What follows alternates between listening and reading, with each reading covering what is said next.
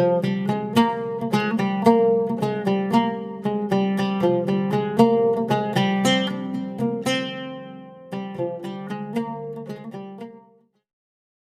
datang di channel Ayo Ngaji. Sebelum Anda mendengarkan, ada baiknya tenangkan perasaan Anda dan nyamankan posisi tubuh Anda. Jangan lupa disertai juga dengan mengucapkan basmalah.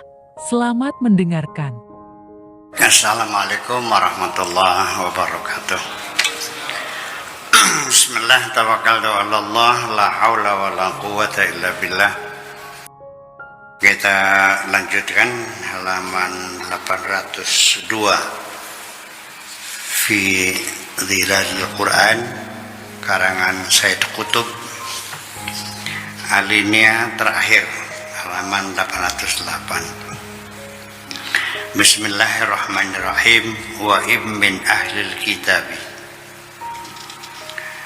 illa la yu'minuna bihi qabla mautih. Tidak ada seorang ahlul kitab kecuali mempercayai Nabi Isa sebelum kematiannya. Wa yaumal qiyamati, dan nanti di hari kiamat, yakunu ana sapa Nabi Isa alaihim ing atase ahlul kitab iku syahida, sebagai saksi. Nanti di hari kiamat beliau akan menjadi saksi. Wa qad ikhtalafa as-salafu fi madluli hadhil ayati. Telah terjadi perbedaan di kalangan ulama salaf.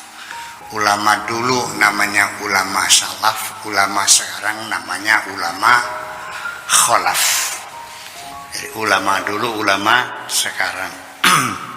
Berbeda dari sejak ulama dulu tentang pengertian ayat ini. Biikhtilafihim, karena perbedaan mereka dalam menafsirkan aid ad-dhamir fi mautihi. Rujukan dhamir, aidnya dhamir pada firman Tuhan qabla mauti. Tidak ada ahlul kitab kecuali percaya kepada Nabi Isa sebelum kematiannya. Sebelum kematiannya, kematian siapa? Sebelum Nabi Isanya mati atau sebelum ahlul kitabnya mati? Di sini ada perbedaan pendapat. Selalu terjadi demikian dalam Al-Quran. Ya, perbedaan tinjauan sintaksis ataupun morfologi dalam kajian linguistik selalu menjadi berbeda, sehingga maknanya berbeda, tafsirannya berbeda. Karena gara-gara la yamassuhu, tidak menyentuh dhamir itu, kemana kembalinya? Kalau kembalinya kepada Al-Quran alladzi huwa fi lauhil mahfud, ya berarti kita pegang mushaf nggak perlu wudu. Kalau hu-nya kembali kepada mushaf, ya akan banyak wudu. Itu menjadi perbedaan dhamir, menjadi perbedaan hukum. Itu konsekuensinya ke sana. Fi mautihi faqala jama'atun, ada segolongan ulama mengatakan, wa ma min ahlil kitabi, tidak ada seorang pun ahlul kitab, min ahadin, siapapun, illa yu'minu bi Isa alaihi salam, kecuali dia percaya kepada Nabi Isa alaihi salam.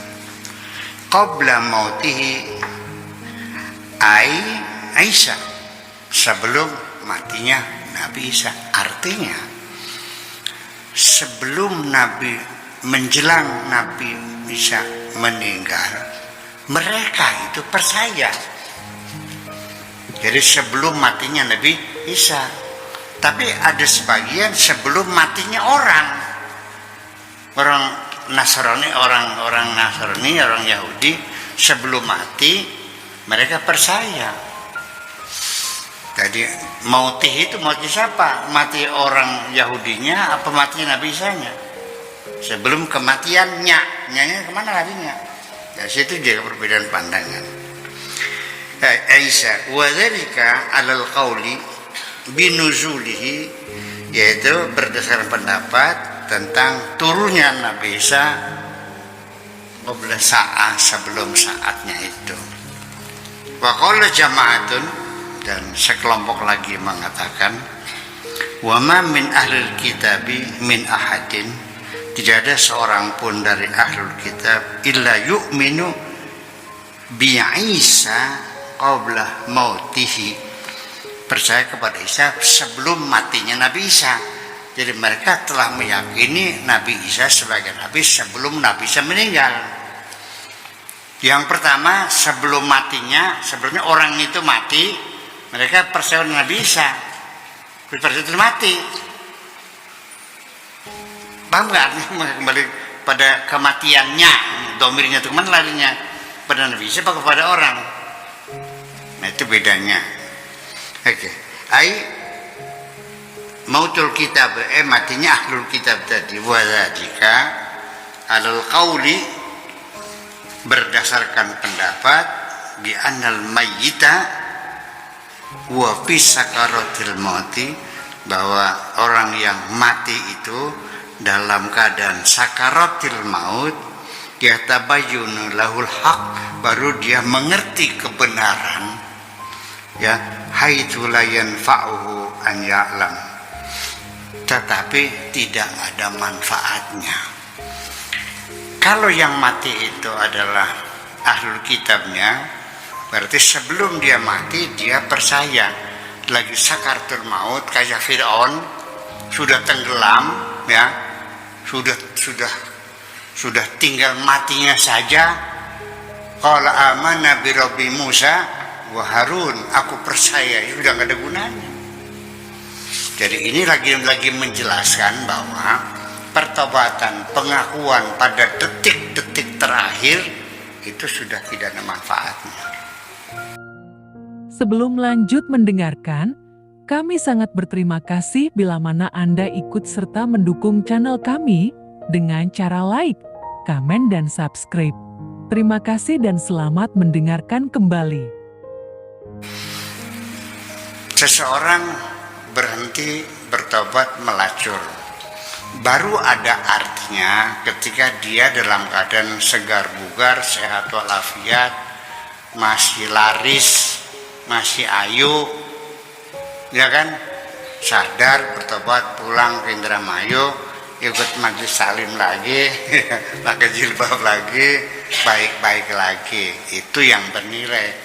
Tapi kalau sudah kena penyakit aid, diponis dokter 3 minggu lagi mati, lalu dia bertobat, yang ada artinya. Paham gak ini? Ini di dalam hadis Arba'in Nawawi, 40 hadis Nawawi, termasuk umirtu an uqatilan nas, termasuk hadis-hadis yang lain. Seperti innamal a'malu binniyat, itu ada 40 hadis yang masyhur sekali. Nah, salah satunya adalah hadis tentang pertobatan yang terlambat. Bunyinya seperti ini hadis itu. Walladzi nafsi biyadihi la ta'murunna bil ma'rufi wa la tanhauna 'anil munkari aw la yushikanna Allahu an yab'atha 'alaikum iqaban thumma tad'unahu fala yustajabu lahu. Saya terjemahkan dulu. Walladzi nafsi, dan demi yang diriku, biyadihi, ada dalam genggamannya, demi yang diriku dalam genggamannya, artinya demi Allah. La ta'murunna bil ma'ruf, hendaklah kamu melakukan amar ma'ruf, menyuruh orang berbuat baik. Wala tanhauna 'anil munkari, dan mencegah orang berbuat jahat. Itu tugas sosial dalam berinteraksi, bersama-sama dalam suatu komunitas atau masyarakat perlu ada dasar amar ma'ruf nahi mungkar.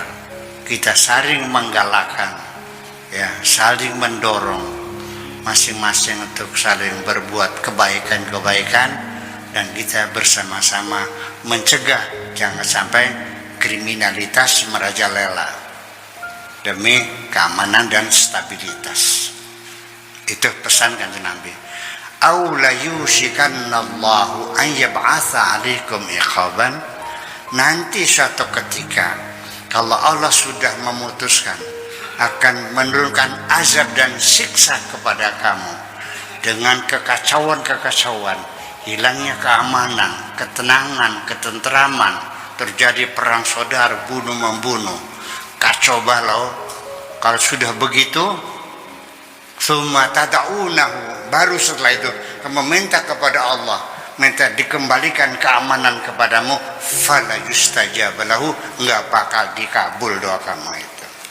Itu artinya bahwa sebelum terlambat, sebelum kamu kena penyakit, sebelum kamu kena siksa, yuk mumpung lagi seger, mumpung lagi waras, ya segera bertobat kepada Allah, karena nilainya berbeda. Saya tetap terlepas di hadis ini, saya tetap menghargai orang bertobat apapun sebabnya.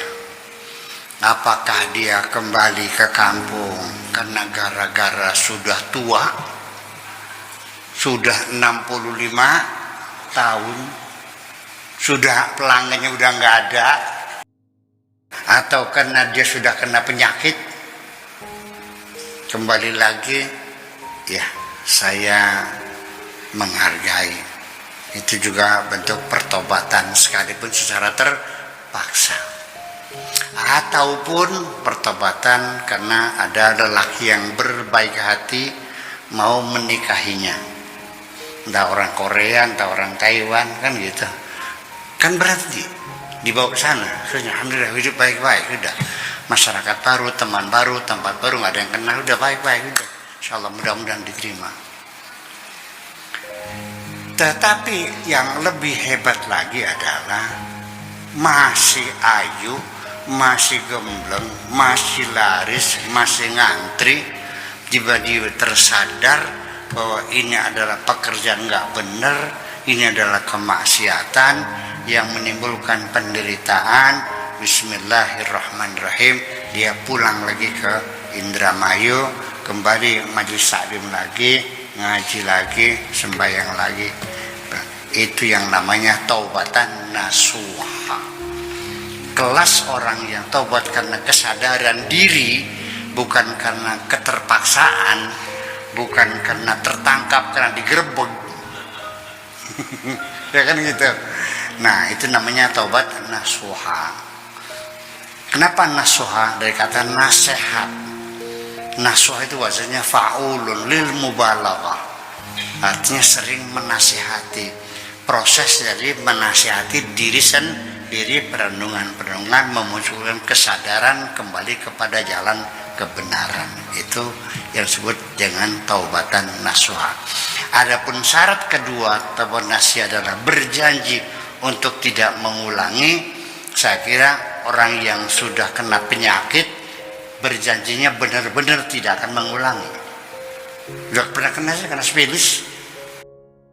Sebelum lanjut mendengarkan, kami sangat berterima kasih bila mana Anda ikut serta mendukung channel kami dengan cara like, komen, dan subscribe.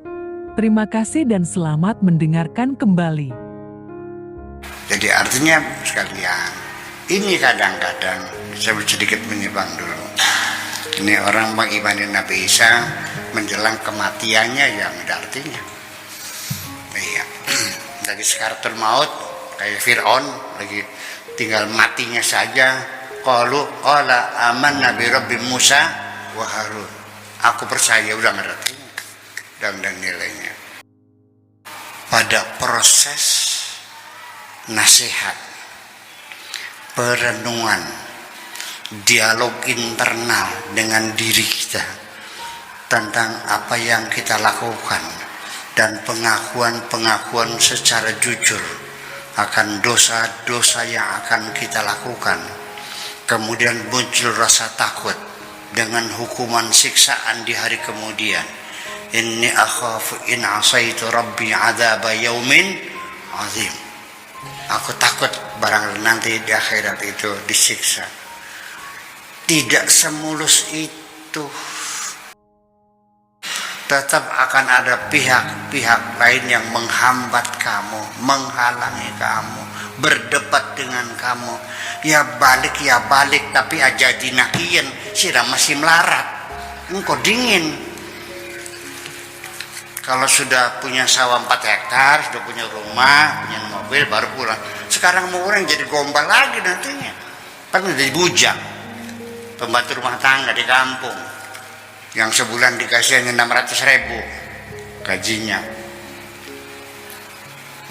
Iya, rumah kamu belum punya, anak 3 perlu sekolah. Mau kerja apa di kampung? Nanggung setahun lagi, gitu kata setannya tuh, gitu. Yang tadinya kopernya udah dibersihkan, baju dari dibongkar lagi, wis bisa. Terjadi nggak begitu? Iya, jadi jangan dikira bahwa niat baikmu itu akan mulus-mulus saja kok. Saya sendiri juga sama, tidak lepas dari godaan-godaan seperti itu, karena saya juga manusia seperti kamu juga. Apa dikiranya saya ketika mau menolong orang itu mulus-mulus saja? Enggak. Sampai suatu ketika akan menolong orang, tinggal nih kata setannya, Buya, engkau dingin ngena-kenane, engkau pakai tamune akeh. Nunggu nanti kalau sudah banyak koplok. Masih pindah kita kursi aku, please. Hanya beda kita, si firman. Iya. Berantem dulu, tinggal ngasihnya saja. Ntar dulu, ingat gak dulu waktu dia kaya raya memfitnah kamu itu, puas ladas, orang jahat maka kamu tolong, nggak ada urusan, please, nggak ada urusan. Saya ini makhluknya Allah, uang yang saya miliki uangnya Allah, yang ingin saya sampaikan kebaikannya Allah kepada makhluknya Allah. Urusan apa kamu? Ya wis,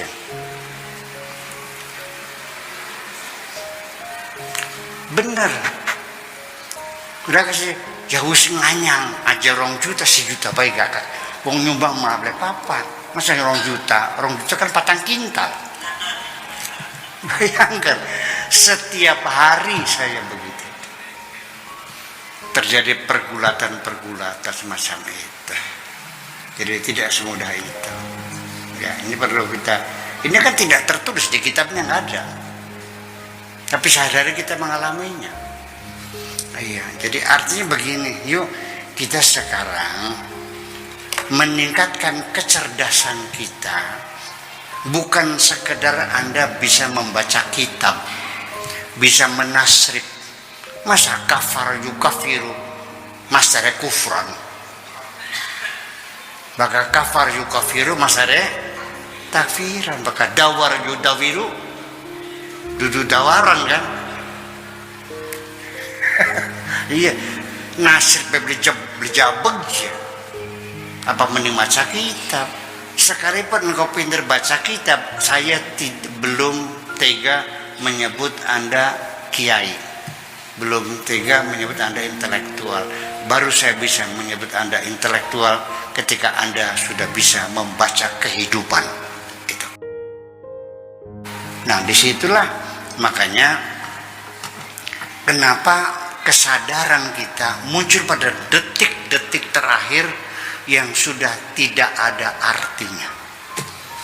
Ya, sudah kena penyakit, sudah jatuh miskin, rumah sudah disita, istri sudah minta cerai, anak muda pada kabur, mobil sudah disita semuanya, kamu terpelanting di jalanan, baru Anda bertobat ingin dermawan, ngosong.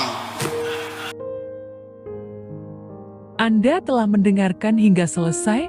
Semoga video ini bermanfaat untuk Anda.